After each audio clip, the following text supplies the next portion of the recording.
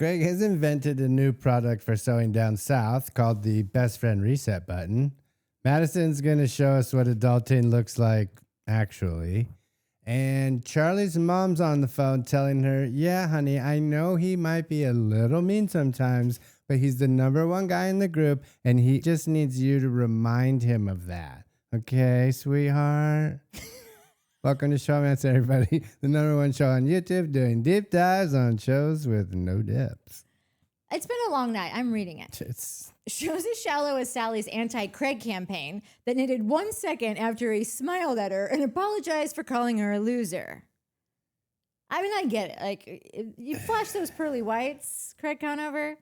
There's one thing I've never argued, and I'm glad. It's that, like, yeah, he's got a smile and he's a little bit handsome, okay? But, like, if you did ever argue that, you can't now. I can argue whatever I want for as long as I want. Listen, something happened. You're not going to believe this because it just happened 5 days ago as well. Remember when I told you guys a little story about how Harris came over and we recorded a 2.5 hour show only to realize that the video didn't record. The audio did, no video. Tonight, Courtney was here and we recorded a little over 2.5 hours of the Southern Charm finale. The video recorded, the audio didn't. Why? Now Why Courtney is did at a birthday dinner that she already figured out a way to come over and find time to do before that. So we had to cancel that person's birthday, and now she's on her way back here. I'm kidding, some poor schmo couldn't turn 40 tonight. Yeah. Sorry, Bob. Yeah. So we've got a regular amethyst. We have my high grade amethyst. We have my rosary from the Vatican that's been blessed. And we have, my dad's ring. Fun story. This is my dad's Hall of Fame ring. I have never not worn it except for 2 times. Want to guess which 2 times? Sunday and today. Harris and Courtney. I'm real sorry about that. But I have all these things. Pat Clark says that this should work, I think. Oh, great. Yeah. Thanks, Pat. And if all else fails, well, not even if all else fails, I do have my beer to soften the blow. How's it going over there? So red light is still on. Let's get going. It's already 10 o'clock. All right. Round 2. We're at the dinner table. They're after their big long day of all their healing and sweating and friendship holding, hand holding, friendship circling, hugging the Shep hug that Shep says is the greatest hug he'd ever given anybody in his life. Now they have to have a meal together. And I thought, is this what trauma bonding looks like? Like, is that what the kids call trauma bonding when they all hate each other and they're all sitting there acting like nothing's wrong? Oh, fun note is that Sally, I feel like she completely went out of her way from sitting in the seat that was front and center right next to her to go around the table and take the seat next to Craig. Sally borderline had her own table with her own friends and left to go sit next to Craig. Like, that's how weird and awkward it was. Yeah. I've not been a kid in a long time, so I've heard the term trauma bonding. I think, yes, that is what that is. Great. I feel like Austen and Charley are both like kind of noticing this and kind of giving her a little side head. It's weird. So, I don't know, side eye, well, like, but not side eye is like keeping an eye on you. What's side head? That sounds like OnlyFans. Head tilt. Oh, little head tilt. That makes that side sounds, head. Okay, head tilt. Let it go, and then we hear Austen kind of pour his heart out to Craig in a way that I haven't heard him before. Yeah, I enjoyed that little spiel that he gave him. I think this is what we've always been wanting from Austen. I think not the only thing, but one of the big things we've been wanting from Austen is for him to admit, like, Craig caught Shep and Austen kind of got left behind when before they were all on equal grounds to some extent. And Shep and caught up to him, you mean? Like Craig caught up to them and left Austen behind. I think like that's kind of what Austen was saying is like your life kind of passed me. We used to be on the same page, and then you went off and got Paige, and the business blew up, and I'm kind of still here, and that was upsetting to him. Yeah. I don't think that Craig knew at the time that he was doing something that was really affecting Austen. And I think that the way that Austen has come after him 10,000 times for being a shitty friend, I think it would have been a lot more helpful if he would have told him all of this a long time ago, because I think that Craig can look at all of it and think, I didn't do anything wrong. I got a business, I got some partners, I got a girlfriend, I got a house, I got a renovation going for however long. And I think he just thinks I was just off living my life and not realizing that Austen was really just feeling super alone and hurt that he didn't have like his sidekick that he'd had for however many years. But he said it last year at the pool. In the backyard with their when they had their last little date.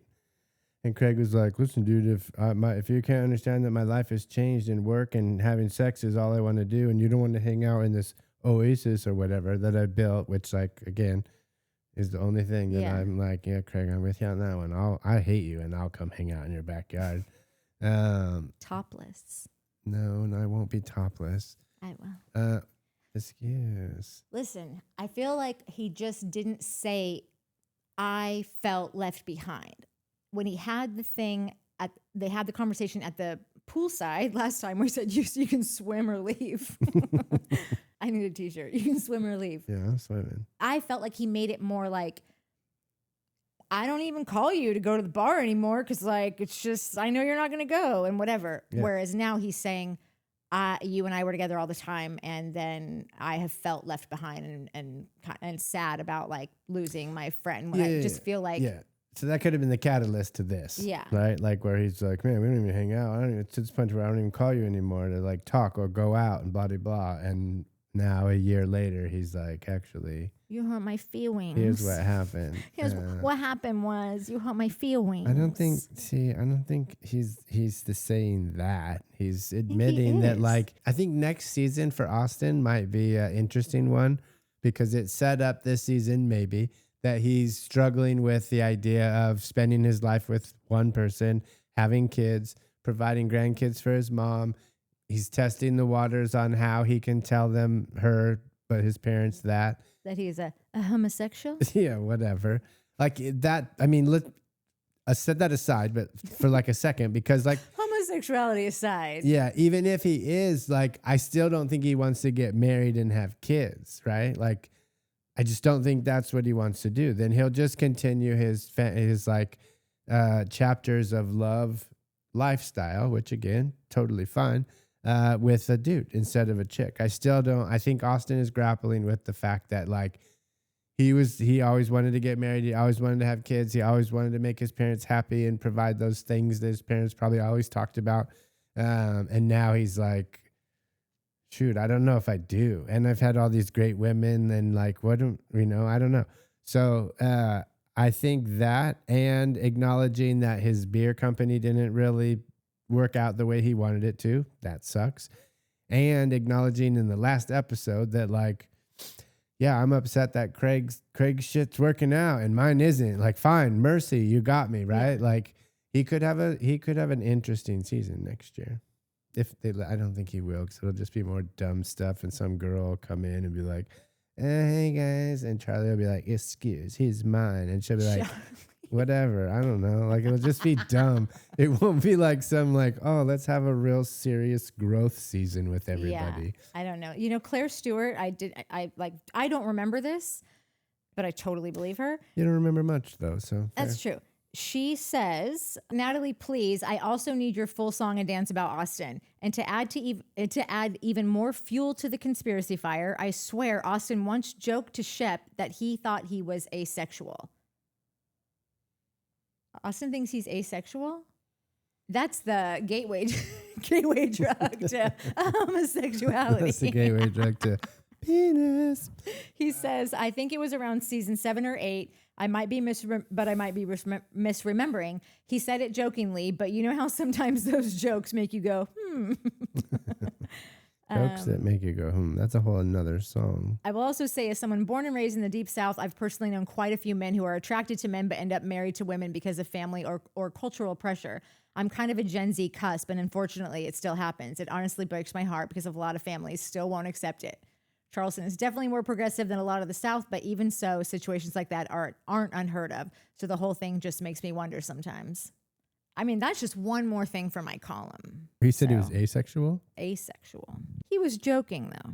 Anyway, like we were saying about Sally and Craig sitting next to each other. And I can't believe he didn't go over there earlier and just say, sorry about that, or send a text. Now, I think that he really is mad at Sally. I think he really, because as you find through the whole episode and last episode, maybe several episodes, he really does shift a lot of the blame as to why him and Charley are where they are or where they're not is because of Sally. Like that Sally's just not been helpful at all. I think Craig needs to look a little deeper than that. But for argument's sake, I do understand how she was very meddlesome and did say a bunch of shit to Charley. He did watch that argument, that back and forth in the middle of the bar go down. So that all happened. And I think that Craig has a hard time. I know Craig has a hard time with ever just going, it doesn't really matter what happened. I shouldn't have done that. He gets to it later, but I still think that he's so pissed at Sally and really doesn't. I think he probably wants to mend it or thought about how to apologize, but he hadn't figured out a way to do it where he was like, but you still are up my ass about everything. Mm. And so I think that like a day wasn't long enough for him to figure out how to say sorry, but, and some people don't like sorry buts, but I do understand that like that situation could have been a sorry but. I know a lot of people won't agree with that. I don't care.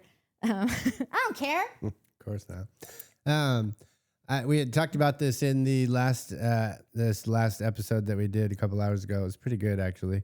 But how I had mentioned like just a theory, a hypothesis that Craig maybe just saw something about Paige, heard something about Paige, right? And I know we all saw them at the football game, but that wasn't real. It was just a picture and a bunch of hypotheticals and a bunch of like, just maybe, I think so. Well, doesn't he have a fiance or what? Like what's going on? Nothing was proven. So you had mentioned something about her going to Italy. Yeah, I don't know the timeline, but I thought like by the end of this is kind of where it all kind of came to me. And again, the timeline could be totally off. They could have gone to Italy for Christmas and I'm just like remembering it all wrong. Yeah, 100%. But the way that he deals with a lot of things this episode, it seems like they are Paige directed.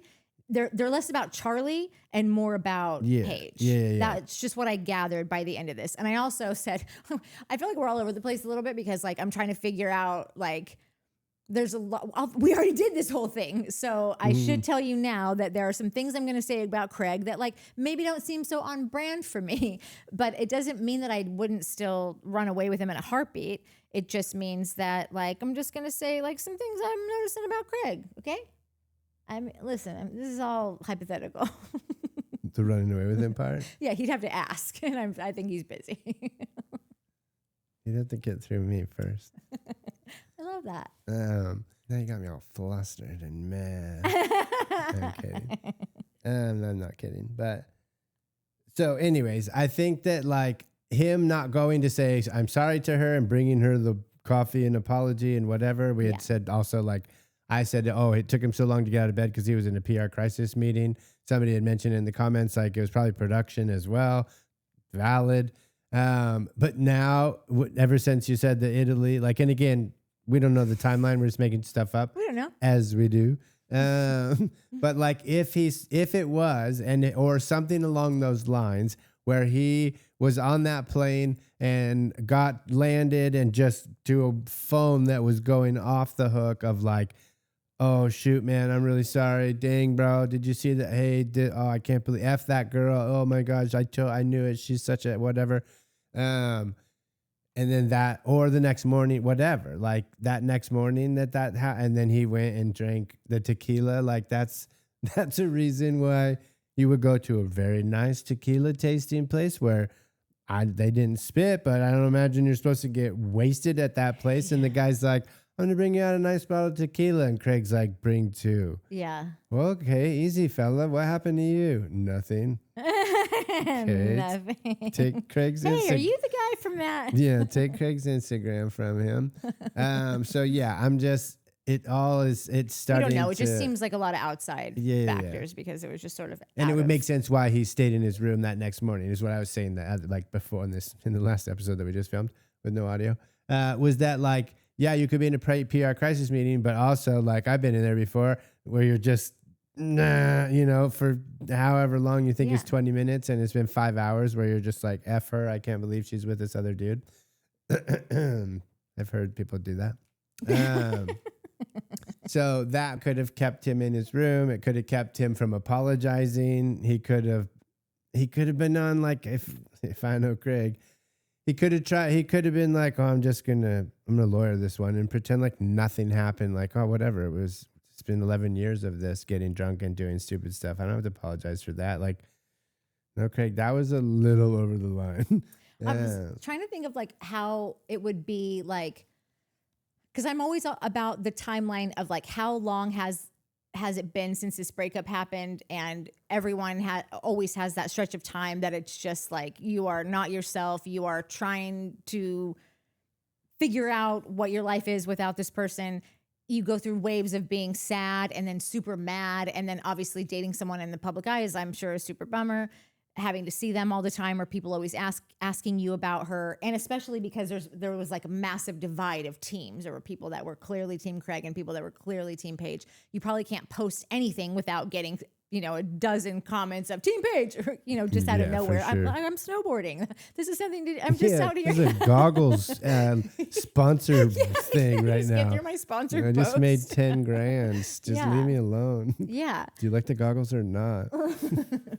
So I feel like in retrospect, like he probably went into this season, because I think that Craig is like a big like best foot forward guy, like planning like, I'm going to take this season. I'm going to start dating. I'm going to have a girlfriend on the show. She's going to have to see it. And I'm going to be super charming and super like, I'm going to make her regret everything, which like, I'm sure that it all had the absolute opposite effect. Paige is probably sitting back being like, this moron.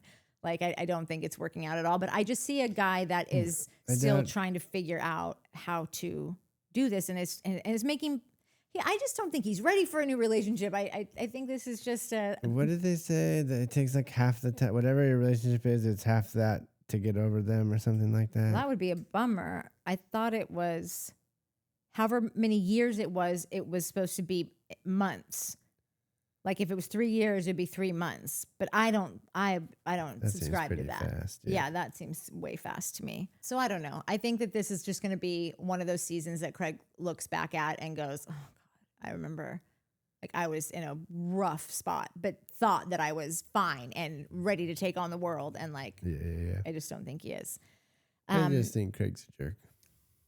I can't believe it. So the other thing that happened, obviously we already talked about the Austen and Craig like talk. Craig, we all wished he could be more receptive to Austen finally saying the thing that we wanted him to say this whole time, which is, you left me by the wayside and moved on with your life, and I'm still out here flailing, and it seems like you don't even notice me out here. Craig had such a weird response, but I think I know what he meant. And he said, sometimes I forget that people don't just like know what's going on in your head. And I think what he was trying to say was that while Austen felt like their relationship had fallen apart, Craig didn't realize that it was. And it's not okay. And it's not okay. Like Craig was in his own world, living his life as adults should and do, and having his business and having his girl, all the things I mentioned, and just didn't really realize that Austen was feeling as slighted by it or as hurt by it. Also thinks like it's a part of growing up, and it is. But what he said, which I thought was a great idea, but I don't know if it will work for Friends, is he said, I would like to do a reset where Austen and I forget the friendship that we had and start brand new.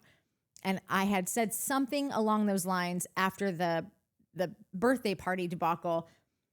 It was just like glaring in your face, like, y'all are not friends anymore. You're clearly friends. You mean something to each other. You have worth to one another in history. So you're friends, but like the friendship that you had, that was like the greatest thing ever that we all loved watching, and the whole podcast was built off of it. it's impossible. You can't return to those days because they were just both very different people at that point.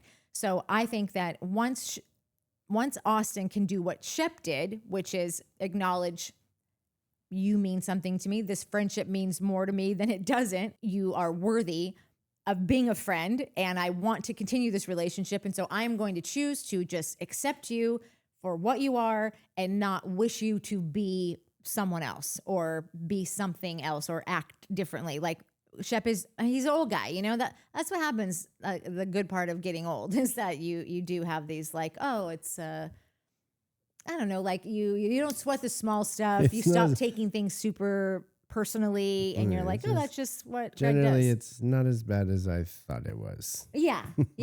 Just overall. Yeah. So I don't know if you'll be able to do this, have a friendship reset, but I don't know. I don't have any other suggestions. So maybe it's the only thing that they really can do. We talked earlier about how like people do this in relationships all the time, like a husband and a wife, if there's infidelity or if there's some kind of a betrayal financially or otherwise, like two people who are in love and want and have built a life together can decide clean slate. And I'm never going to mention that thing again. We've moved on. I've forgiven you. It's in the past and it's never going to be brought up again. And I think that it can work for people. It can work for marriages and long-term partnerships because like you're in love and there's a love there and a life that you've built together. But I think it would be really hard, not only for friends, but for people on a show whose job it is to bring all of this kind of drama all the time. If Austen could never again say, Craig, remember that thing you did? I honestly don't know what Austen would talk about on this show. It's been nothing but Craig wronged me. So you'd have to let that go. And I don't know if you're capable. But all you've been talking about is wanting to be friends. So we're going to find out if you really want to be this guy's friend or not. What? You know what Benji's going to be saying soon? Travis won. Whatever, Benji. Don't watch the episodes with Travis in it. I think you lost your boo. Ready, please. All right. I could be missing scenes because I'm not Courtney. Courtney does this much better. But the next thing I have in my notes is that as Madison is driving home with her new baby boo and her husband boo, and it's super sweet. And they get back to the house, and we're all reminded that, wow, Madison has built an entire gigantic luxury life off of being a hairdresser like 5 minutes ago. And it's something to aspire to. And I think I feel like I bring that up often, but to see the journey that she's been on and what she's accomplished and what she's gotten. I was looking into hairdresser school earlier. Is this how you do it? Let me know where to go. Yeah. At the dinner table, Craig does his like smile apology, which is full of BS, but a big ass smile, and she falls for it. Sally, like hook, line, and sinker, just instantly falls back in love with him. Meanwhile, Charley is like completely falling out of love with Craig, and they have their Freaky Friday moment where they just completely. Their souls and thoughts and opinion of this dude switch each other's bodies. Yeah. And Sally's like, you're not that bad. Let me get those chickens back. This was the beginning. That was the first move that I saw from Sally that sent me on a conspiracy theory train. No way. It did. And the fun fact, also last episode, we ran out of time. We literally talked about how I have this conspiracy theory that I was going to wait till the end to do. And then you can't believe it that we thought, oh, we'll just go an hour this time. 2.5 hours later, we were just getting at the end. Courtney had to leave, and so I never got to it. But I'm going to today because sky's the limit. I live here. Okay, sky's not the total limit. I'm just kidding. My sweet, sweet love. I'm just saying that was the beginning piece to me also giving some head tilt to Sally. We'll close it out with that. Charley was looking at her like, all you've been doing is talking smack about this dude nonstop. Yeah. And now you're looking, I feel like, were they even like holding hands for a minute? I feel like Did Sally like Craig put and her Sally? hand on his hand to just Probably. like something like that? I mean, not in a real sexual way, but like, I thought it seemed pretty sexual. I mean, anytime kidding. you're, Totally because I feel like it might have even been on his leg. I don't know. Like, I think that they were just trying to have like a moment of like I don't want to fight with you. Let's just like move on. So like you could brush it off as that, but then it's Sally. So Yeah, so you know, it's probably down his pants. yeah, Just she was saying. probably just giving him a full makeup handy. hand job. Yeah, totally. Not shaming, just saying. Yeah, Yeah. that's nice of her. Nobody said she wasn't nice. She did tell Austen, I do everything for my man. Yeah, So, and That's the true. lady told her, if you want to be a wife, you got to start acting like one. that's true. So, little, handy once in a while. I feel like you get married and you don't have to do that anymore. Well, technically, we're not married yet. So. I was just going through the comments before we started on a different episode, and it's the Southern Hospitality episode where I'm throwing my hat into the ring as a moderator and trying to learn and get better. And Dark Hours was like, oof. Watching this episode really made me miss Courtney and appreciate how good she is at leading and moderating this show. It's true. Yeah, I'm trying to get better. It's so hard. She's so good at it. It's rough. There's something. It's a hard thing. Courtney's a multitasker. We've talked about this already, that like I might just move out of like giving big takes and just start moderating and just give you this intros to the scenes, ask you a couple questions, and then you guys have at it.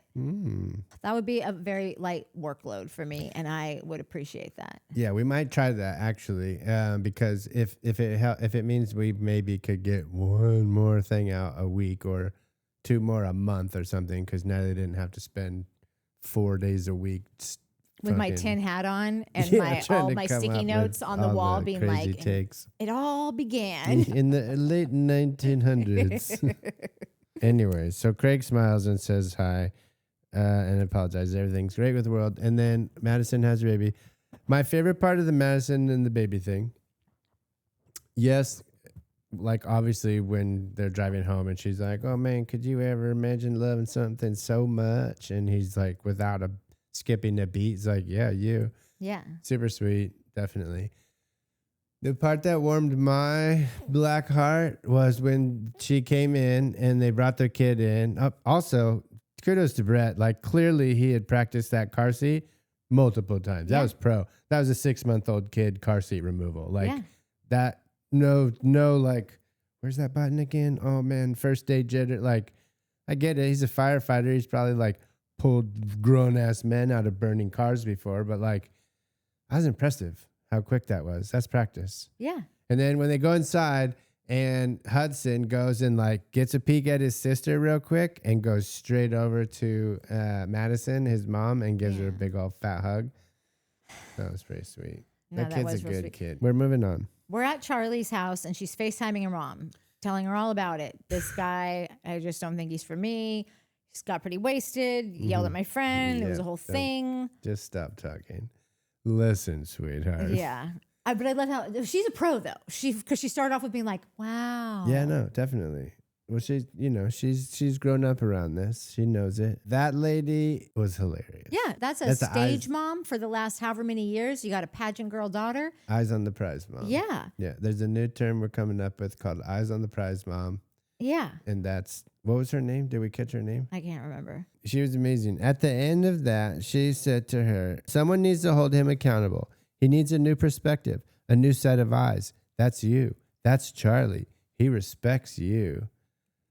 She needs to be an NFL coach. That's what I'm saying. Yeah. Like she starts off with oh, that must have been hard. That's horrible. Yeah. Oh, I hate that for you. Yeah. And then is like, you should hold him accountable. Yeah. By talking to him and letting him vent it all out to you. Yeah. Show him. Because you're so good at that. Right. And you're going to show him the way. Because that's my Charley. That's everyone says, everyone knows that's what Charley does. Call Charley for these kinds of things. This is the number one girl going to help the number one guy in the group. And it was just perfect. I think I, again, talked earlier about how that's how my Grammy was. you know, I'm from the South, and I remember when my husband took off one day, she still had his photo on the wall in a frame for a few months, because just thinking like, well, now, darling, he probably just needed a minute. You know how these boys are. They just need to get their head straight, and don't you worry about it. And she did the same thing to my mom when my mom would be getting divorced. Well, now, where's my Stan at? And she would always talk shit about Stan before, but the second that they're gone, my mom would be like, I'm remarried for 8 years now, and Stan is also remarried. Twice. Well, you give him a call, honey. Sugar pie, give him a call. Whitney say he was coming to visit? Yeah. Your grandma also thought I was in a rock and roll band for a while. Well, you met my grandma, unfortunately, on the very first day that I was like, oh, you have dementia. Cool. Worst day ever. Yeah, no, this is true. This is super true.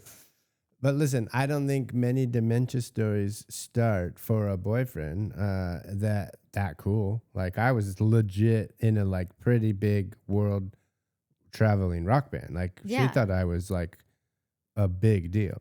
Yeah, and that's cool for her. It was like she had cool saw you with a guitar in a photo, and then kind of just got mixed up and thought that I was dating a musician, and then you just sort of let it roll. I noticed. I was like, I'm not going to mess with this. Let her have her fun, you know? So, yeah. Oh, Grammy. I think we also got a glimpse of where Charley gets her faces. Mom had a couple faces in there, and one at the end that I was like, oh, that's your daughter. You're talking to your mom. This is amazing. I missed that. And I also didn't even catch on to Charley's faces until way late in the game. I didn't even really realize it until she was having the argument with with Sally at the bar, which just happened. And she did like a real. She's done that like 7 times. Okay, fine. But also I just started I saw people making a meme out of it. And that's what really like made me go, oh, so is this a thing? It's a thing. I was the last one to catch on to that thing. It's a full-on thing. All right, should we get past Charley's armpit shaming? And Whitner's so stupid, but whatever. Whitner, was that a new puppy? Yeah, he's a little puppy sitting on the bed with him while he's asking his dumb chat GPT or Siri questions. Oh, about cocktail attire. Yeah. Do you have to wear a jacket? And it's like, yeah, bro, you do. Whatever. You don't need to wear a jacket. You just need to bring that puppy. Pupper no one will even notice. So now we get to the Carolina party. Do you remember when TJ used to have these parties way back in the day at his little event space? I black out that whole time with easy, TJ. Craig. That's why you like Craig so much. You guys have that in common. Oh, because we do a reset. Yeah, because you black out and then are like, what? I don't understand. What are you so mad about? Okay, then we get to a montage of everyone's getting ready for Carolina Day. The party there's always a finale party. It always seems to be put on by Miss Patricia. It always has the same attire, the same accoutrements. Seems to be where everybody gets dressed up for the takedown. Same fixins. Yeah. Remember that in the Southbound and Down? Yeah, I only remember it because you always say it. Fixins. Austen wears the bow tie. Craig got him. Listen, call me whatever that phrase is when you're wrong. It's just like twice now in my life. I'm not doing this podcast anymore. I've been wrong twice. Slap him twice and call him Jaja. I was wrong about Austen. I can't remember what I said about Austen's feelings on the bow tie. I do remember saying it was a re-gift that Craig went and re-gifted it. Not sure if that's true. Looks like he went back and bought one for himself. Different color. Bestie bow ties. I think that he got it for him at the same time. Was like, oh, I'm going to get one of these. I'll get Austen one in red because Austen is super ginge. It'll bring out his ginginess. It's one of my favorite bow ties I've ever seen, which is like, I'm not saying a lot. I mean, all bow ties look pretty basic. And that looks like it's made of feathers maybe or something. I thought it looked pretty dope. Yeah, I think that's what my bow tie game isn't super huge. But like, I think that is the first bow tie I've seen that's like, it looks like it is made of feathers or like one big peacock feather or something super cool and like wrapped around, but the little end of the feather is on one side. So it looks like a good idea. If you were best friends with Craig, or maybe if you weren't so mean to Craig, maybe he would get you one. Meh. So Craig and Corey are together, and I have never really understood how these two got together and at the same time totally get it because they are night and day, completely opposite. Complete opposite dudes that both would put kissing spray in their mouth on the way to a Carolina party that Miss Patricia is hosting. Like, what do you guys think's happening at Miss Patricia's parties? Well, do you remember before? And he said, I plan on kissing someone. So he bring He brought some spray for somebody else. for somebody else too. Yeah. It's his MO. That's nice. It's That's thoughtful. super. Craig had know to wear a those people sweatshirt that that says do- for her pleasure. Saying. Whatever. People who do stuff that like you're like, oh my god, that person's so nice, I can't believe it. Everybody's like, they're the nicest. Oh my god, they'll do anything for you. But they don't really do the stuff for you. They do it because they know everyone's saying like, oh my god, that's so nice. That is so nice. They are the nicest person ever. Uh-huh. He wants you to think. And listen, I go back and forth on this all the time because I sit and think about this, and I'm like, who cares if you're being nice? You're being nice. Who cares if you're being nice because you want someone to think that you're nice? Like. Because everyone says like, oh no, just don't do it because you want something. You're right there. Oh, Like I'm you're in gonna be. college. They always say don't do something nice expecting something in return, but doing something nice expecting that someone's going to be like, oh, that person's so nice is expecting something in return. So I'm just starting to get that little vibe from Craig. The takeaway from that car ride of them on their way to this event is he's telling Corey about Charley. Yeah. And that, we haven't talked much, but I don't think anything's really changed. I don't think anything is going to, really throw us off track. Like, we're going places. Nothing even happened. No, nothing really even happened. It's just a misunderstanding. You just need a little chitty chat about it. Total And even misunderstanding. Corey did not think that was accurate. Yeah, no. Corey seems to be like, I don't know, like a really, like, I think that Austen could say the same thing to him and Craig would lose his shit. But it was just a throwaway line. It's that Corey is an adult. Listen, Corey's an idiot. Don't get me wrong. But I mean, these two have a friendship where they're not looking for the other one to f something up so that the other one can nail them on it. This guy just seems to be like, oh, that doesn't seem right. Anyway, you like my puka shells? Yeah, right. You totally. like my pearls or whatever these necklaces are? All 1,700 of them? Yeah, my satin space outfit. Yeah. My satin space tuxedo. Yeah. So you could argue that like, well, Austen really cares, obviously, so he's going to tell him what's up and whatever. Or you could argue that like these two people are two separate individuals and they should just like let them live and let's go to a party. And if you don't think anything's wrong, I don't think anything's wrong. I do, but I also don't care. I think that's Which nice. we're maybe starting to learn. That's how Craig wants it because it's working with Shep. It's clearly working with Corey. It's working with... Yeah, I don't think Whitney really cares. Yeah, Whitney, right? Yeah. Whitney's playing like he cares lately, but again, I think that's more of a show thing. Yeah. He's trying to be a grown-up. But then everyone's like, oh, Craig will be cool if you do everything on Craig's terms. Yeah. So the people that leave Craig alone and don't mess with him and don't look around and don't snoop and don't ask questions and don't wonder like, right, but like, what do you do at that company? Yeah. The sewing thing. Like you sew? Well, I don't sew. No, but I do Instagram. Oh, okay, cool. That's when Craig has a real problem.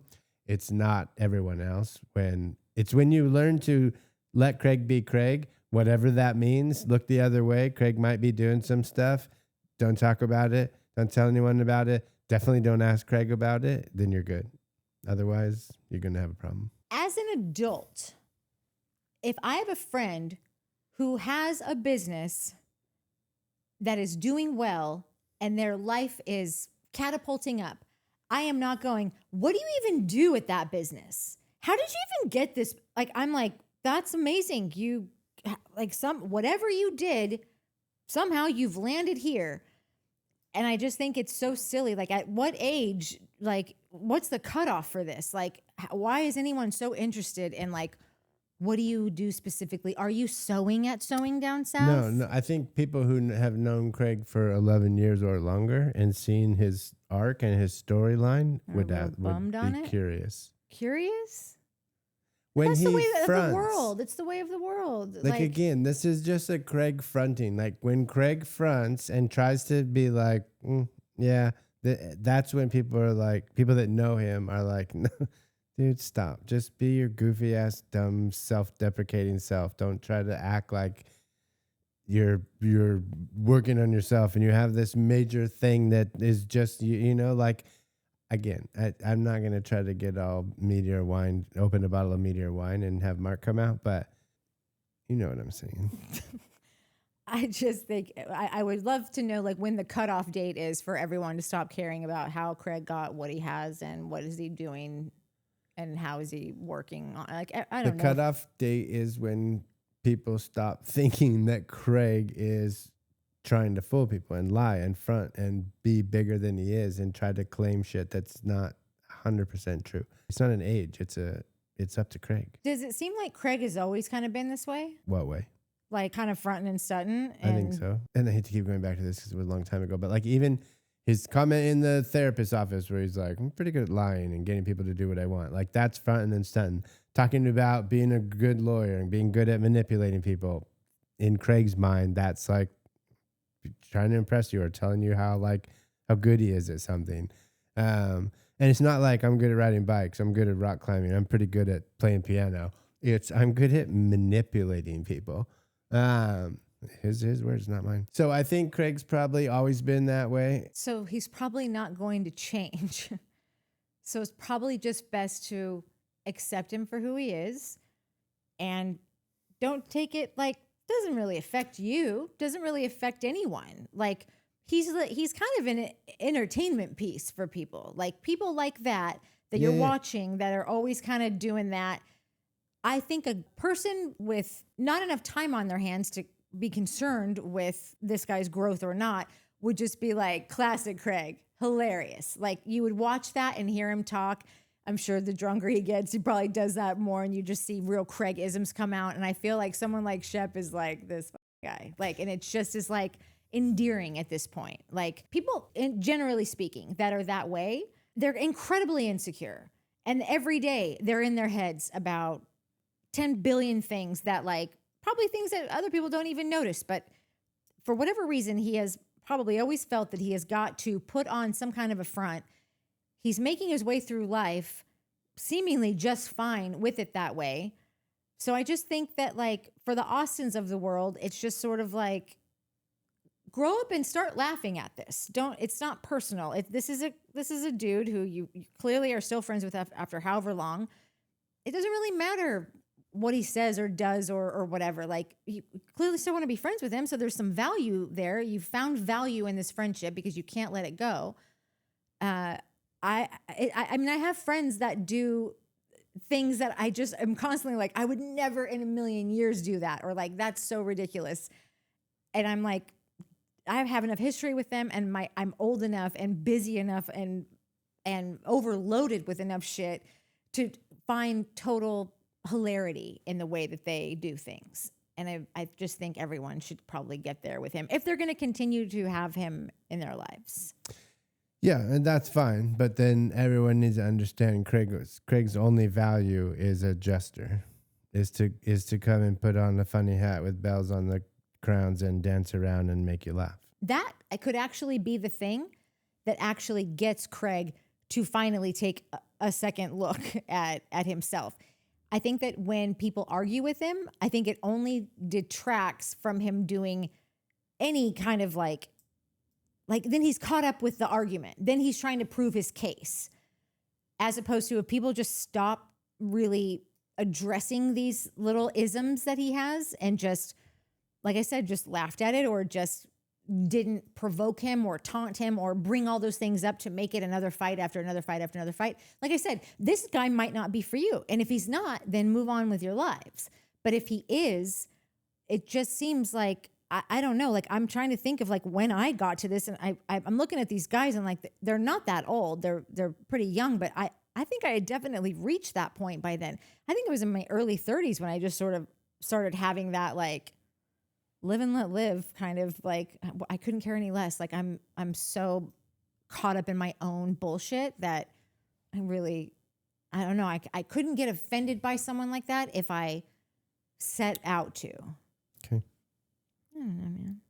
Okay, so now that we're at the party, Charley and Craig are like at opposite sides of the room. Sometimes they cross each other. I don't know why. No one's saying hi. I feel like Craig knows that something is totally off, and it's almost, I think, why he's going out of his way to tell people it's all fine. Because I just don't think you go out of your way to tell someone repeatedly, like, no, nothing's wrong. Totally no, fine. We're at a great place. Like, did Corey even ask you? I'm going to look at rings this weekend.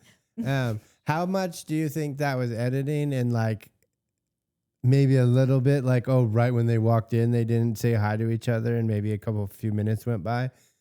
It seemed, I couldn't tell if it was editing or if they really were avoiding each other. And This is a show.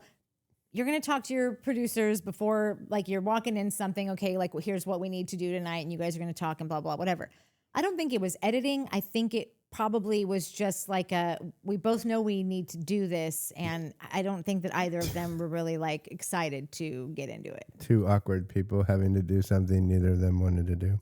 Yeah, I could see Craig going in and thinking like, oh, they're going to see each other and then like have a drink and schmooze for a minute and then go have this conversation. And then I feel like, you know how sometimes, I don't know if this has happened to you before, happens to me like all the time, like where I might see someone that I know or someone that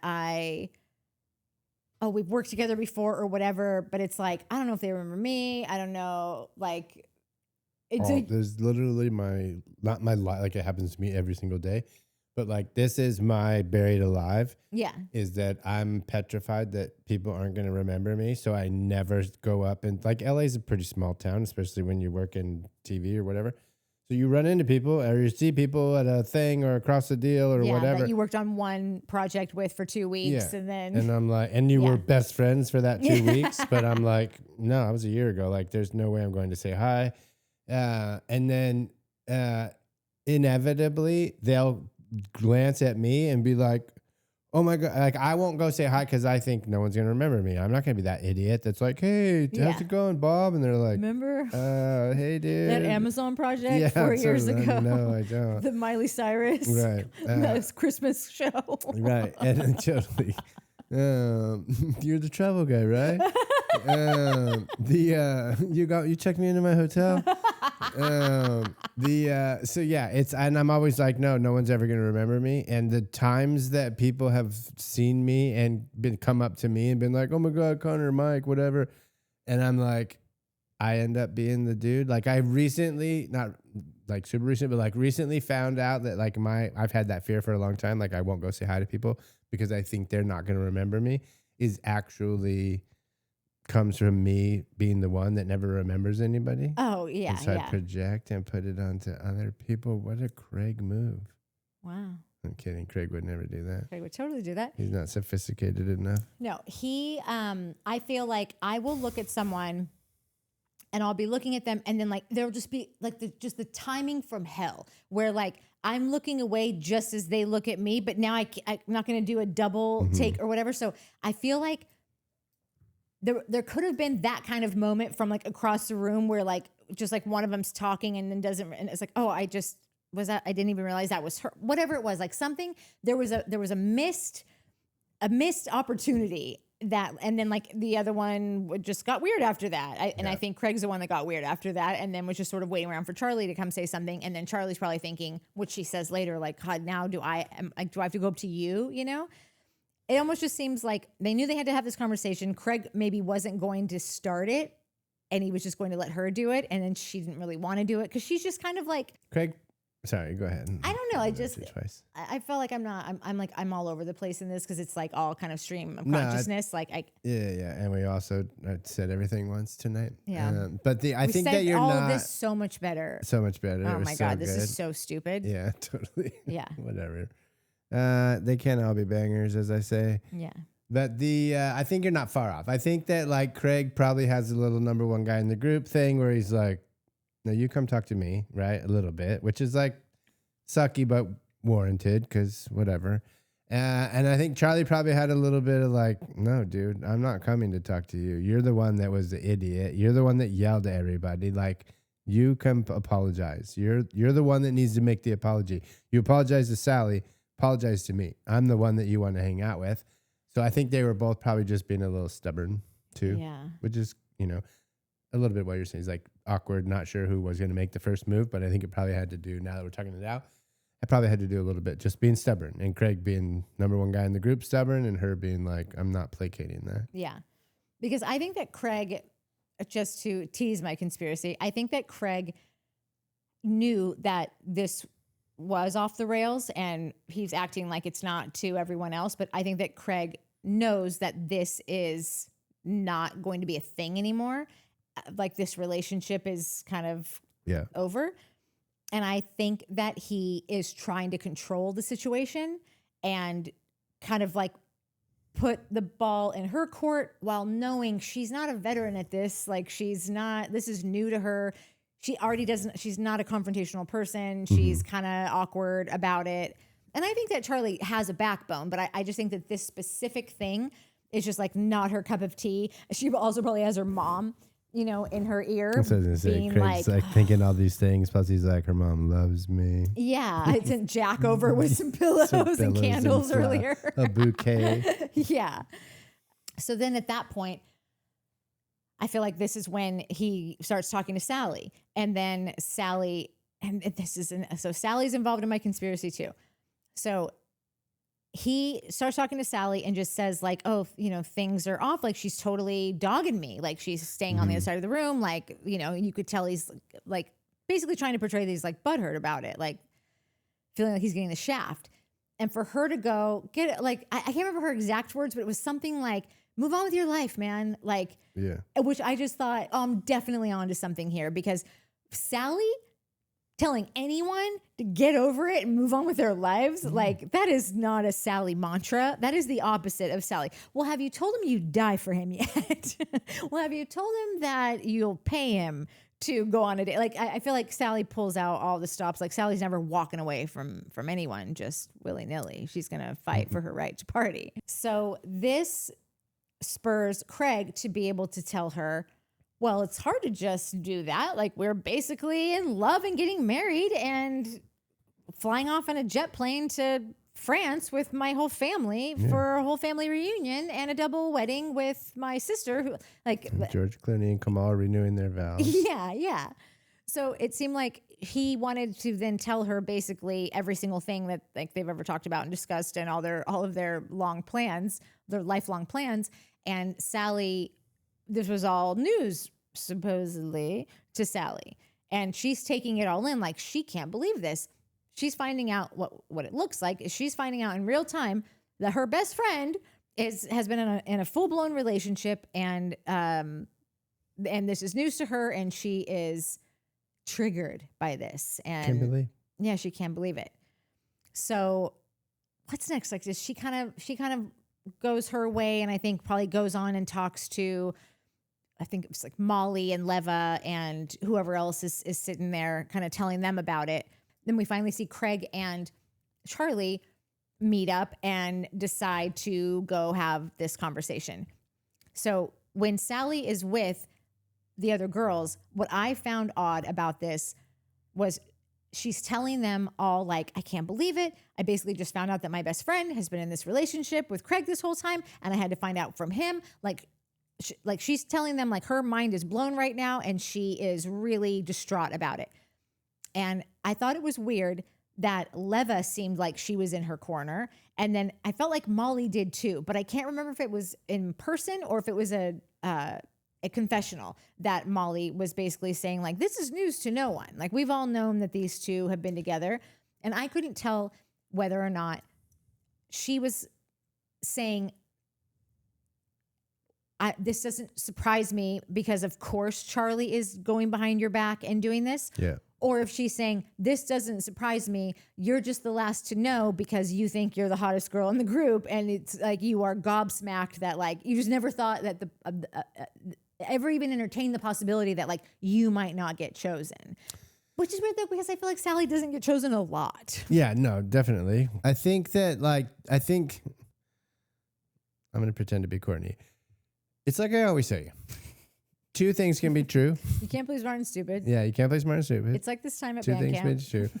Do you remember that season on Beverly Hills 90210 or whatever? Real Housewives. And Roni, when Sonia, Morgan. Yeah, totally. It's like that. The being mad about not getting picked happened a while ago, right? That happened at the feed store, and that was the catalyst to all this. Like, that's what spurred this whole thing, storyline or not. I had asked earlier in this our rehearsal that we did earlier that do we think that Craig was being serious? Like, and Courtney was like, I think it was Craig serious. Like, yeah, I totally got a ring. Yeah, like we're like, Did Craig look for a trip on Expedia to France and tell like his parents and him were going, and maybe mention it to Charley and be like, "Oh, it'd be so cool if you could come," and Charley would be like, "Oh, that would be so much fun." And now in Craig's head, they're getting a double wedding in France with whoever. Like, so that all makes sense. So like, I'm curious if Craig's in that space, right? If Craig's like, not really, like, it's not true, but it's not totally true, dude. Like, you're being a little delulu right now. And Sally's eating it up because she thinks it's real, or is just playing this part of like, oh my God, I can't believe my best friend. Or, not to spoiler alert anything, she knows the real truth that she had confessed her feelings for Craig long ago, and Charley just disregarded them. We'll get to that in a minute. Like, what? I wasn't sure what it was, if it was real or not. And so now Molly's thing, I'm like, is she confirming that it was real and everyone knew that it was a real relationship, and that like, no, France was a real thing. The FaceTimes all day and all night were a real thing. They were actually way further along than everyone kind of knew. Including you, Sally, because you're kind of been a little B-word about this whole situation. Yeah. I still don't know. I still don't know what Molly was talking about. Yeah. Like what she was referencing. Yeah, I don't either. But Leva, I felt was like, we all remember Leva from whatever episode it was when I just kept calling their lunch Loser Lake, because it was like Vanita, Leva, and Molly. Not that Molly's a loser, but she was there.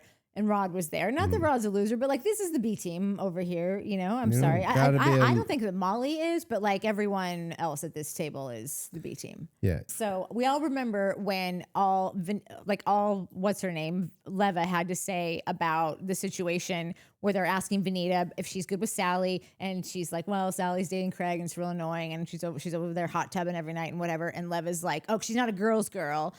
I can't remember what else Leva was saying, but Leva basically once again just plops in just to talk a gang of shit on someone. So now she's here suddenly acting to Sally like, that's your best friend. Like that's crazy. Like that. Like I can't even remember what she Vanita's said, working but, her up, because Vanita was getting working her all her worked up and up being too. like, would your best friend if you were a best friend, would you do that to your best friend? That's not your best friend. This Trying is to loser sneak back lane in over there. here. Yeah. All the losers are sitting there. So after that, I feel like that's when Charley and Craig go out to the balcony, or like whatever the outside thing is. And he tells her like, this is like, things have shifted, like, and I think she tells him like, I think we should be friends. Things shifted for me there. I didn't like seeing you yell at her. It also seems like every argument you guys get into, it always becomes a thing, and you guys are constantly arguing. I wish that wasn't a thing, and it is. And so I just think like we should just be friends and whatever. He interjects and says, but we've been talking every night and for hours and doing this and that. And she's like, right, we haven't done that since Mexico. And he's like, right, but we did it for like 2 months before that, or month, whatever it was. And she's like, no, I know that. And now I just would like to shift. And it seems like he, in the moment, seems like it's news to him. And he's like, starts pulling out the stops and telling her, well, this is kind of weird because I haven't felt this way about someone since my ex, and I would actually choose you over my ex. And she's like, what?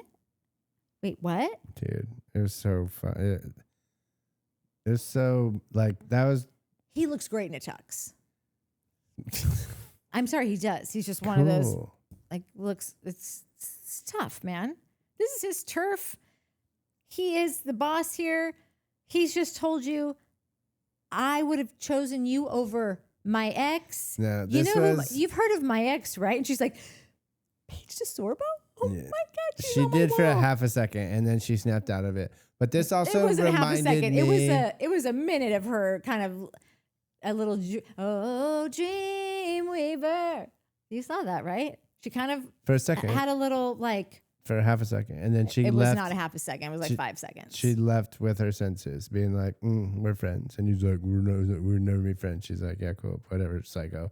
That to me reminded me of like in the movies, the movie about the bad guy who starts as like the like the up and comer in the bad guy crew, and then he works his way to the lead bad guy in the crew, like running the crew or the whole gang or whatever. And you're like, oh my God, he made it to the top. And then like the third act is like, you got to see him have his downfall, right? Because you can't be at the top of the gang forever. And so the third act is his downfall, and like the mistakes that he starts making, or she, because she can be the leader of a bad guy crew. The mistakes they start making as they realize that they're losing their number one spot. This was that kind of mistake. It was that kind of grasp. It was that kind of like, I agree that it was a real time realization that he was having. And so he was just like, cannot compute. This is not how this was supposed to go down. I can't believe this is happening again. Am I seriously this? Nobody says no to Craig Conover. I can't. I was going to choose you over my ex. Like, it was such a load of trash. I can't believe. And it was manipulative, and it was mean. And she did buy it for a minute. And then I think was like, no, that was messed up what you just did. We're friends. And I bet you at the reunion, she says something about how it was just manipulative and he shouldn't have said it. I bet you a couple of people do. Maybe she will. But so when I said it looks like he's finding out about this in real time and responding with like pulling out the stops, I meant that. It looks like that. After that, he says the thing, we're never going to be friends. And she's like, well, we can try. And he goes, okay, great. Takes his drink, holds it up. Friends, to cheers her. She goes and clinks his glass, and he says, say it back. And she says, just friends. And he's like, okay. I thought that I'm not forgetting that. Like, that to me was like, I am going to remember this, and you're going to remember this, because next season, when I turn on my Craigie charm, ask about me, everyone knows I have it, you're going to fall head over heels in love with me. And then I'm going to go, oh, but remember, we already toasted to just being friends. Like, he's a long game guy. Definitely. Long game guy. That's a bit of a long game. But if we are to believe that Craigie is honest, which we don't, but whatever. And him saying to Austen, I think, later, where he's like, no, she friend zoned me. I'm good. I'm moving on. That seems like a thing, like, if we believe Craig, he's a one-woman kind of guy. He's looking for a wife. He's looking for a family and a future and a life and the whole deal, right? So I would assume that if he's been friend-zoned, or if, like, again, if we're taking him serious, that, like, he's like, okay, cool, we tried. It didn't work out. She told me she's not interested. I'm not saying that he couldn't still pursue her, but he seems, he said he was out. He's out on it, whether it's his pride or whatever, he's out. So for him to then go back and like play a game where he's, going to flirt with her and put on the Craigie charm to get her to be like, oh, I'm just kidding, I like you. And then be like, well, wait, but you just said he's going to be lying. Like, one of those things can't be true. You are a product of the things that have happened to you in your past. Like, whatever your lived life is, you evolve according to those experiences. I don't know if Craig has it in him to always be the guy that wants to just get married and have the wife and have the kids, and like, or just like the girlfriend, the long-term girlfriend. And like, this getting broken up with is one thing. Courtney used to always tell me, because she dated that baseball player, and she would say, when people would try to relate their breakups, like, she didn't really know how to always engage in conversations about it, because it was one thing to get broken up with in a Honda Civic. It's another thing to get kicked out of a private jet. Like, your entire life that you've been living, suddenly you're just, oh, I guess I'm just a waitress again. When before you were a wag and you were flying here and there and everywhere and whatever. Like, it's a mad shift in life. And then to have to see him still playing baseball and still getting massive contracts. Like, what I think he got, like, at the time, the biggest pitching contract there had ever been. So to like see that all over your ESPN, you try to just go to a bar and have a drink, and it's on the big screen and whatever. I imagine that, and you've lived a similar thing where you know what it is to turn on the TV and see your ex on television or on a billboard board that you have to park under. That's like one of my favorite stories. So happy you enjoyed it. I think it's hilarious. It is such a cinematic moment for any movie to see like you pulling up in your cruiser and then like, oh sweet, this is such a sweet parking spot. The bumper falling off. Yeah, bumpers falling off. Brakes squeaking.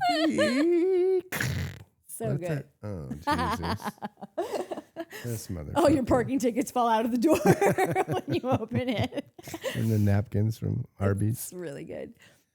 So I imagine that what he's been going through and his breakup is on another level. It's on another sphere that like I don't live on. So I feel like I feel like this whole relationship with Charley, and I still always thought that they were a good match and that like they could totally work.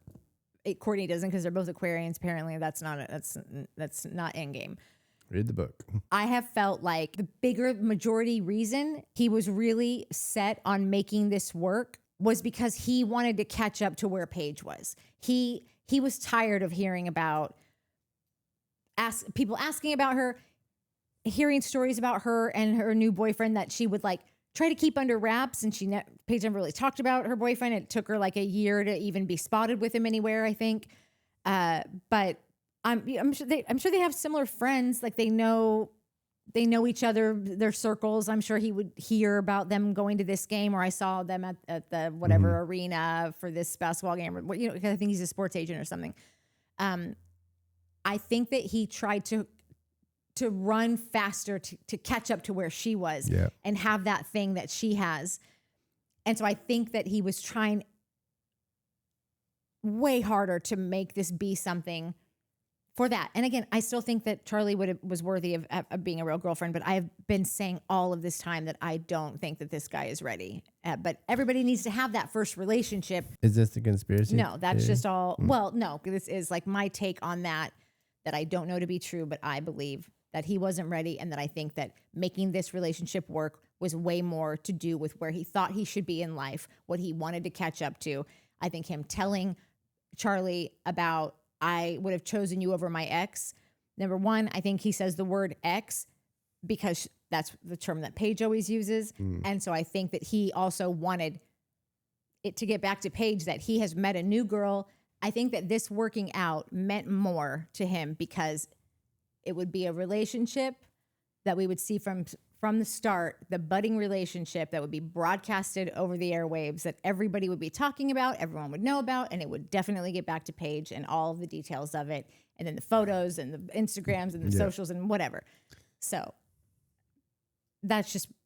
I just think that was more important to him than the actual relationship was with Charley. So after that, they both come back inside after doing their agreeing to just be friends, and he's got a look on his face that's like, it's almost like he knew that this is the way that it was going to happen. To me, that's a little part of my conspiracy. They go back in, and she starts talking to the other girls there, but with loser Lane, and then Sally comes up, and Charley I feel like Charley did not see this coming. Sally is suddenly looking at her funny, and Charley's like, come over here. What are you doing? And she's like, I just can't with you.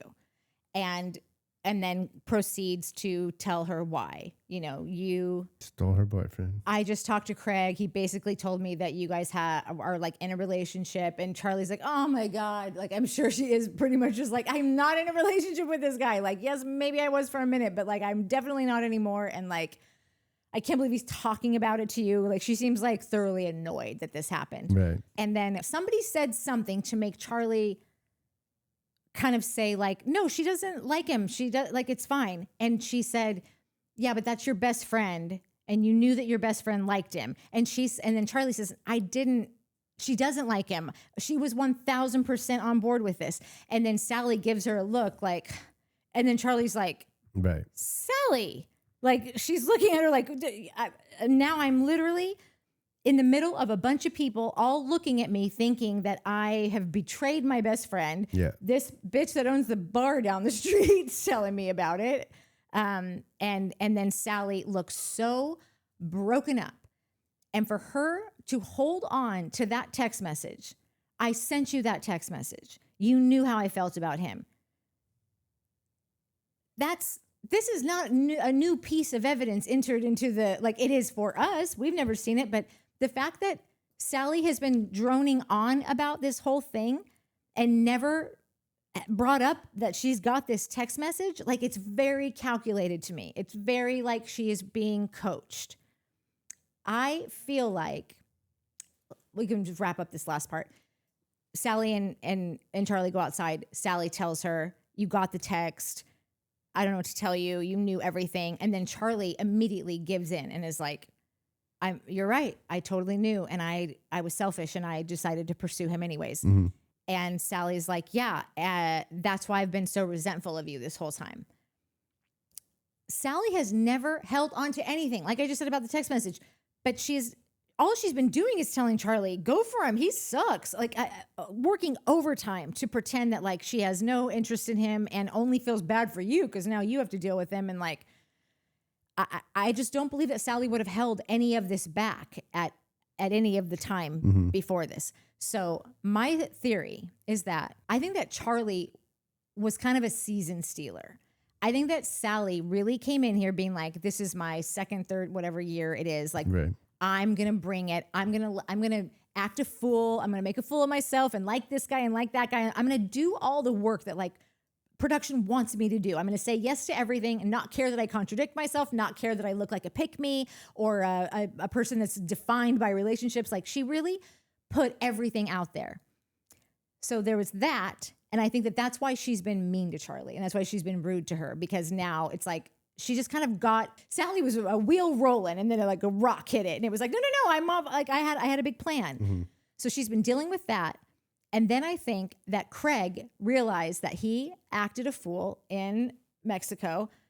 I think he felt like things are totally shifted now. I totally fucked that up, but like Craig be Craig, and he's not going to deal with like, okay, what's my part in this? He's going to try to, I'm thinking that like almost like when you guys are talking about him being on a phone call with someone, I'm feeling like Craig has earned, I'm sure he has a couple producers that like are just really tending to him. Right. And so I feel like in between that morning in Mexico and this party, which is like, I think probably about a 10-day span or something, I don't know, a week or 10, something like that. I think that Craig realized that Charley was not going to be his lady love, but like she was kind of like out on him, which is kind of fucks up his trajectory, his story that he's been trying to tell.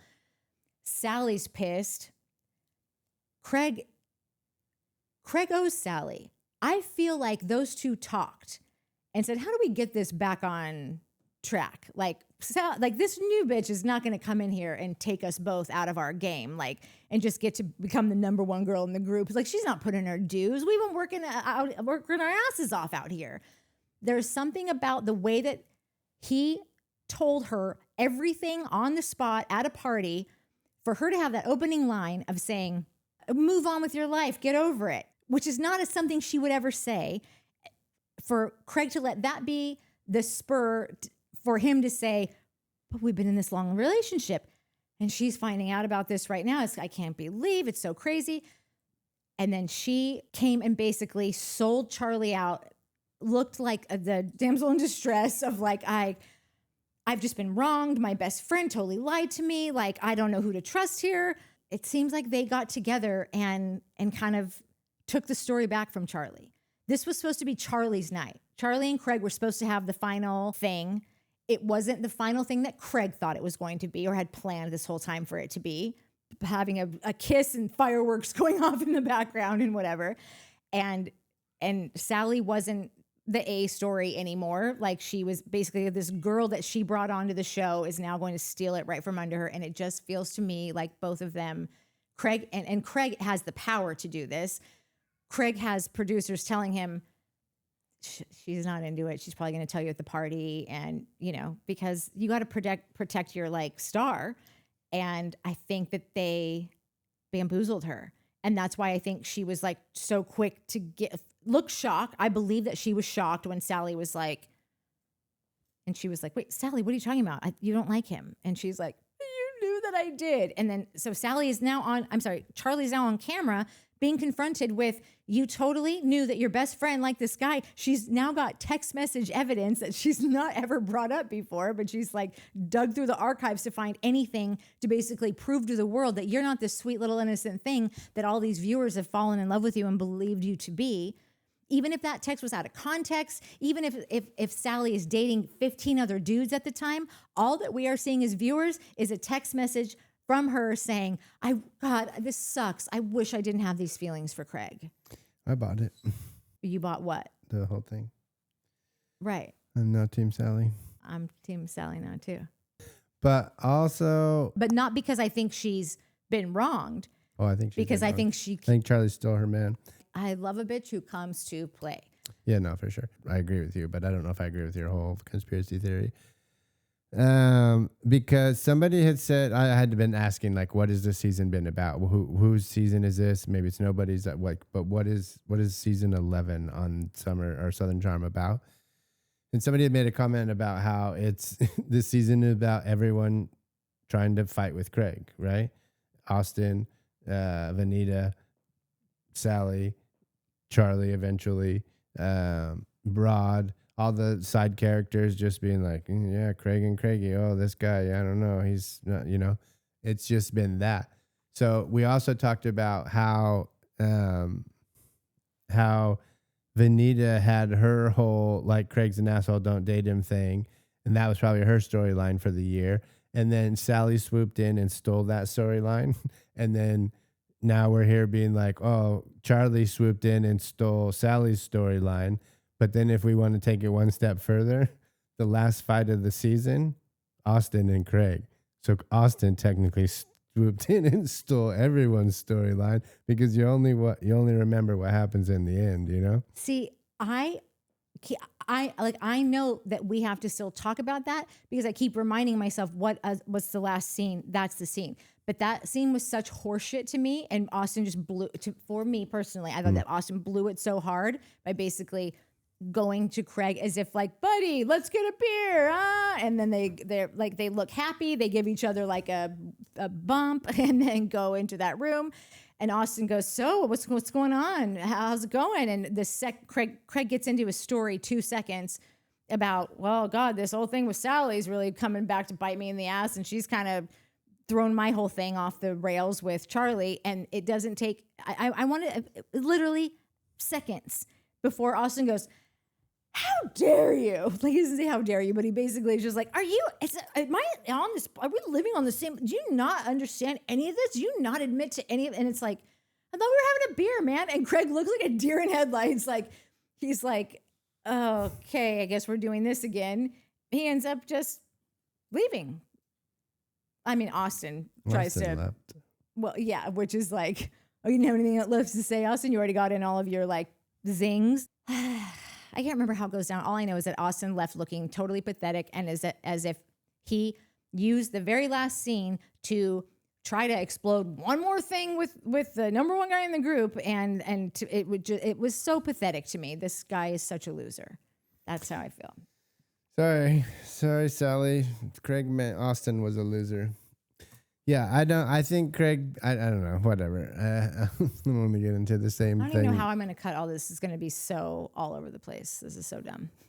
But should we just end it with the approximate budget that Charley had to pay the entire lighting and G&E department, the grip and electrics, like the night before that party to come out and like stage and rehearse and set marks and set lights in the bushes for her Nora Ephron scene with her wine and Austen over the fence like that. That was a $1 million feature film rom-com scene. Listen. Okay. Charley doesn't need to pay for that. Production pays for that. When you know in advance you're going to steal the entire night. Okay, if you guys remember, when Charley exits there to like run after Austen, even though she just totally humiliates herself yet again, she's looked beautiful.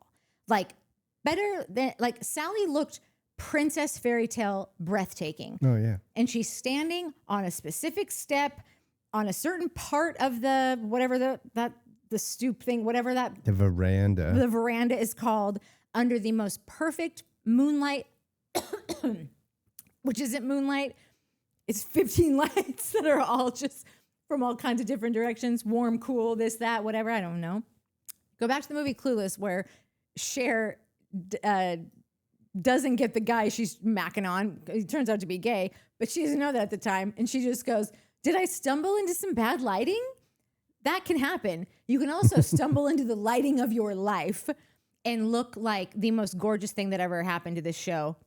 And it doesn't even matter that you're literally yelling after Austen the idiot to like, don't you like me back? You know, don't you? I get that you don't want a girlfriend now, but like one day when you do, the whole thing was so embarrassing. It's just another Sally humiliating move, but she looked so beautiful that like, probably people didn't even hear what she was saying. I only did because we do this for a non-living, and I'm watching it over and noticing these things. But the way that she looked, like you don't just stumble into that kind of lighting. So I think that gives even more traction to what I'm saying, that like this entire evening was planned out in a certain way, and then she was going to have her hero moment at the end, standing in the light and yelling after Ding Dong. And you never hear them play a soundtrack in a scene. No, that was a freaking Nora Ephron soundtrack on like just mix up the playlist. Yeah, it was like a Harry Met Sally moment. That's what I'm saying. Yeah, dude. Like it was insane. I know I said last week I feel like they're adding the reunions into part of the season story arc, which I'm not sure I like. I don't know if I have a choice this time. I'm anxious for both of the reunions. Yeah. Which I haven't been in a while for any of these shows. Couple things. We get screeners for a few shows. This happens to be one of them. So normally when we're filming, we haven't seen the after show. We haven't seen the interviews on Watch What Happens, because it's like when the show airs, it rolls right into that. Since we're doing this on a Thursday, we did see Watch What Happens, and we saw Austen talking about Sally. And he says, she's out there trying to act like we're this hot and heavy thing. And he's like, and that's just not the case. Like, I don't think that I think that they're friends. I think that they've probably made out since the time, but like, I don't know why he had to out her so hard. But the fun thing about Sally is that she won't care.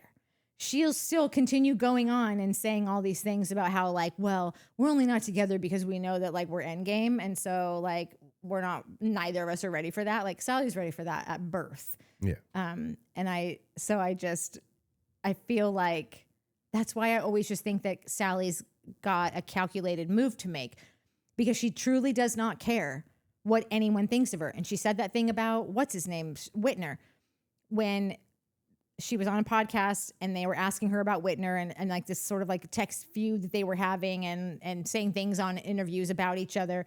And she was like, she said something to the effect of like, I don't think he knew what he was doing when he dragged me into this, because let me tell you, don't threaten me with a good time. Like if it's going to get me more airtime, I'm participating. Like something to that effect, to like show that like she just came out clean. Like I'm here to play. Yeah. And so there's just no way that she found out in that moment at that party that this whole thing was happening. There's no way that Craig told her all of that randomly out of nowhere. If like they've been beefing, it just doesn't. But they made up. They made Craig up. Smiled. And then yeah, she stole the whole night. This was Charley's night. And Sally said, no, it ain't. And I'm down for that. Charley's new. She's got to pay her dues. You think Charley will be back next year? It's a tough call, because if Craig doesn't want her back, then she won't be back. Let's skip forward from just a little bit, because obviously we'll talk about it in the next couple of weeks. Scenes from the next. Do we think Craig's coming back next year? Craig's going to come back because Craig has, I think that Sewing Down South, a big part of why it does so well is because Craig is on your TV for 3 or 4 months of the year, every week. And making an ass of himself. No, being a little darling, being a little cutie. And I think that I don't think that his business partners are ready for that coverage to not be a thing. And I also think that I don't know where he's at with his like production company and like I think he needs another year on the show. And then I do think Craig should leave the show after, if he's going to continue with these other projects. Like I think he should just start putting everything into those, and this should be leave on his own terms and kind of just be done with it. If he comes back next year, I feel like they're going to have to promise him that like, okay, like we really let you have it this year. We like basically made the entire season about let's put everybody in a line and they've all got a hatchet and they're all going to come at you with it. And like, it's basically just going to be you bobbing and weaving around and doing your dumb shit, obviously to provoke the hatchet to come at you. But like, I've never seen a season like this where it's just every episode is about how can we knock this guy off the field. Yeah. So I don't think he's going to agree to do that for another year, back-to-back seasons. So, and he shouldn't have to. He brings the eyeballs. He's got the biggest fan base on this show. And I'm sorry, it's a job. Like it just is all going to be about your value. Like he brings a lot of value, like love him or hate him. Why is Tamara Judge back on for the 20th anniversary? Like, that's a good point. Fuck this Craig bitch. and Tamara are very similar. No, but they do bring the heat. Okay. As much as I want to hear everyone tell me what an unspiritual asshole I am for making fun of the hippie lodge, All my comments. we cannot do comments tonight because if you want this out at any time tomorrow morning, I have to get started. So we're going to close it out for truth, for peace, for freedom.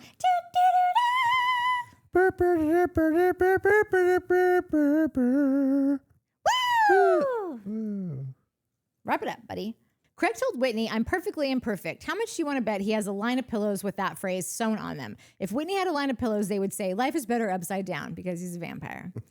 Maybe it's just me or the fact that I have watched the movies Joe versus the Volcano and Midsummer not too long ago. So I have human sacrifice on the brain. So do I, but for different reasons. A lot of Epstein shit going through my timeline. So when I see Americans traveling to a foreign land to enter into a sweat womb, I start to get nervous. I'm checking the vibes, but can't get an accurate gauge. Then I realize that I'm watching a Bravo reality show, and it's probably not going to end in mass casualties. To tell you the truth, for peace, for freedom, I almost got emotional at the hugging part of their healing ceremony. So did Shep. He said it was the best hug he ever gave in his whole life, the most meaningful one. What do you think? Like, you know when like dudes or girls get with a new guy or girl and they're like, "Oh my God, it's the best relationship I've ever been in." I'm always like, how are all your old girlfriends and boyfriends must be like, F you, man. That's, whatever. I always think about that for some reason. Yeah. Everyone Shep's ever hugged in his life, his parents, his family, his girlfriends. So horrible. I think they're just glad they don't have to hug him again. Very true. He now is like, Uncle Shep wants a hug. Can I get my huggies? Yeah, come on. I tried like hell to keep the water inside my eye holes, and I was successful, but it was a lot of effort. Shep has mini shells glued all over his shirt. Is it even worth it to bring that craft project to the dry cleaners? Of course, the absolute worst dresser on Bravo owns a clothing line, and it's criminal. When I think of Whitney, the first thing I think of is punk rock. Ha ha. When he looks in the mirror, he sees Joey Ramone from the Ramones, Johnny Rotten from Sex Pistols, and Iggy Pop combined. But when the public looks at him, they see Buddy Holly. I think it's like, listen, Courtney earlier was like, why are you pissing on Buddy Holly like that? But I get the sentiment. I do think that you're not allowed to be that rich and be punk rock. Like, it needs to be a struggle. The struggle needs to be real.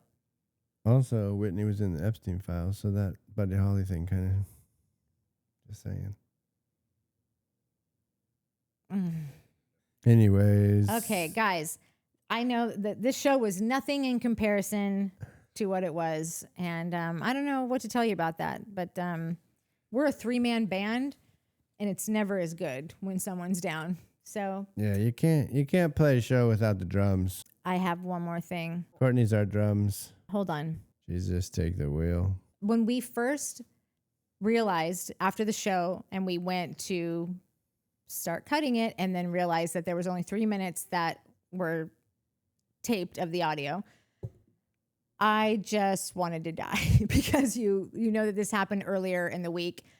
I still don't know what happened. We have no idea what happened. These things happen. They've never happened 2 times in 1 week, 2 full shows, and it has just been a real challenge. And I had a moment of really feeling sorry for myself. And so I put up a post to just say, like, sorry guys, it's not happening, because with Mike's schedule and Harris's schedule and it just, I knew it wasn't going to work, that we were going to be able to film it again before we were filming for the next episode. And for that to be the finale, I just was such a super bummer. And I was just sitting here like, what is my life? How much longer is this going to go on for? Like, we just keep doing this and we love doing it, but like, I don't know what's next in it. Anyhow, I decided to put up a post to say, sorry, but it's not happening. And immediately just started getting comments from people. Orioles Thompson said, sorry to hear it. Take it as a sign from the universe to slow down and chill, pour a drink and put your feet up. And then Lee Armstrong said, love you, Natalie. That's it. That's all she put. And I was like, so nice. Sunset Harp just left a heart. So my post said, I'll be in my hole now, or I'll be in my coffin. I'm crawling into a hole now. And Danielle Warren said, well, make room in that show hole, sister, because if you're in the hole, I'm in the hole. I'm sorry. It's just it's like.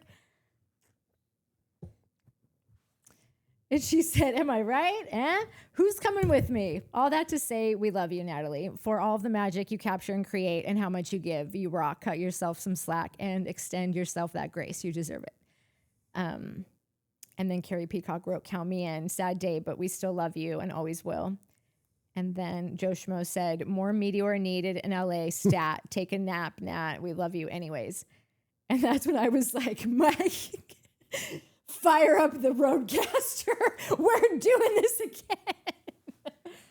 And I woke up because I was asleep. And I'm kidding, I wasn't. No, Mike was like, okay, but I need a minute because a camera guy just called out. And so I have to staff a new camera guy. The week of the Oscars, which no one really cares about if you're watching. But, oh, man, if you happen to be someone who lives in LA and is booking crew this week, I'm sorry. Yeah, all the best camera guys are at the Oscars. Everyone in the entire even the country. shitty ones are there. Yeah, all of them are there. All of them are there. It's a bummer. Yeah. And so then he finished that and then came back and was like, let's do it. And it's midnight and he has to be at work at like 5 a.m. and I need to get this out at 5. And it's just so silly. It's just silly that you put up a post and then sometimes you hear nothing back. And then for everyone to just sort of flood in at that time, I was like, let's just fucking do it again. Just us. Even though it's not going to be as great, you're going to get something and you won't be waiting for some catch-up double episode of here's 5 minutes of what happened last time. I don't know. I love you guys so much. And we're so lucky to be able to do this. So that's all. Truth for peace for freedom, that. Yeah. Okay. Peace out, y'all. Yeah, we'll see you next week for everything. No idea when. Yeah, it still might be where we're posting something a day later than usual. But if that happens, we will have literally had no other choice. So, but we will remember to hit all the buttons. Yeah, and hope that the buttons work because we hit the buttons last time too. So, anyways, okay, love you. Bye. Love you. Bye. Toodles.